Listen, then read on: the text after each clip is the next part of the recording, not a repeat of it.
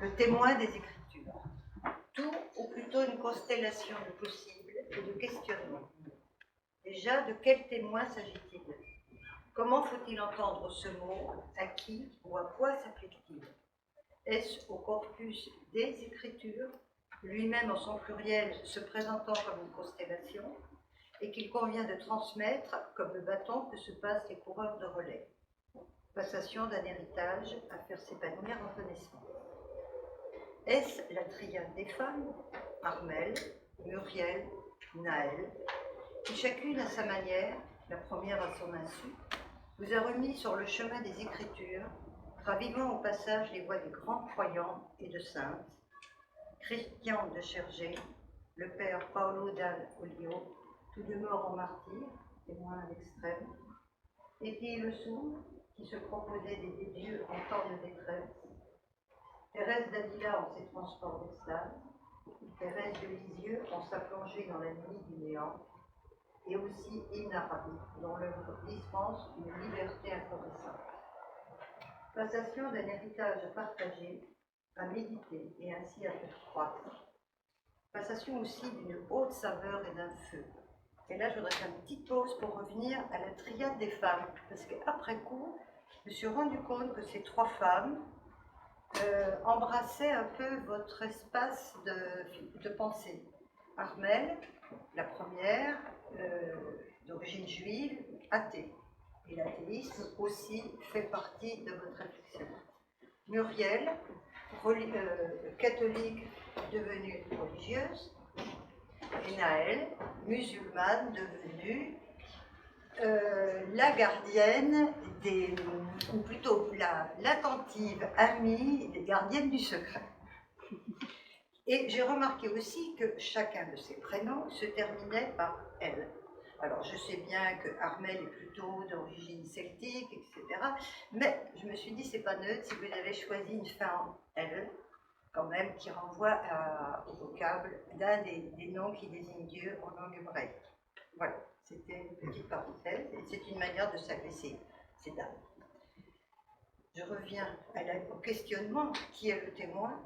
Est-ce la autre triade, celle des dédicataires de l'ouvrage, Maurice Bellet, Bruno Etienne, Bernard Sicher, qui chacun à sa manière, par les voies de la philosophie, de la théologie et de la psychanalyse, de la sociologie et de l'anthropologie, a sondé, a fouillé, discuté le grand corps verbal des Écritures, chacun vous ouvrant de nouveaux horizons de pensée.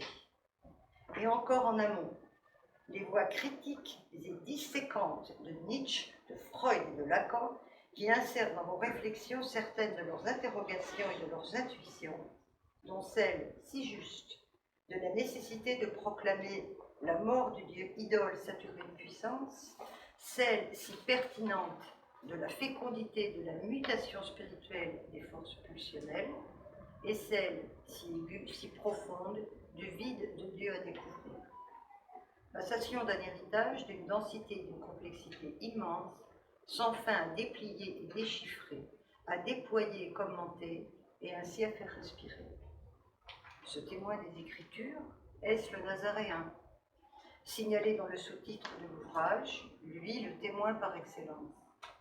Jésus le Nazaréen, axe mouvant autour duquel gravite votre constellation des possibles, animé d'un mouvement sinueux. Jésus, l'homme qui toujours marche, se déplace, et ce faisant, ne cesse de déplacer les lignes de la pensée, de la croyance, de l'idée que l'on se fait de Dieu. Jésus précipite le sens commun dans l'abîme par les blancs qu'il imprime dans les Écritures. En lui transparaît le vide de la divinité qu'il a désiré de tout son corps, écrivez-vous.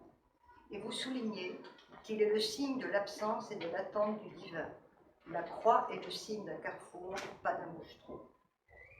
Le témoin, c'est vous, Jean-Michel Dire, vous parmi les autres, vous en sentinelle à la croisée de tous ces autres avec lesquels vous entretenez un dialogue attentif, continu, vous qui renouez avec l'anthropologie ternaire du christianisme originel, vous inscrivant ainsi dans la lignée des premiers pères de l'Église, qui ne limitaient pas l'être humain au dualisme corps-âme, mais l'ouvrait à une troisième dimension ontologique, celle de l'esprit, malheureusement oubliée, occultée par la suite.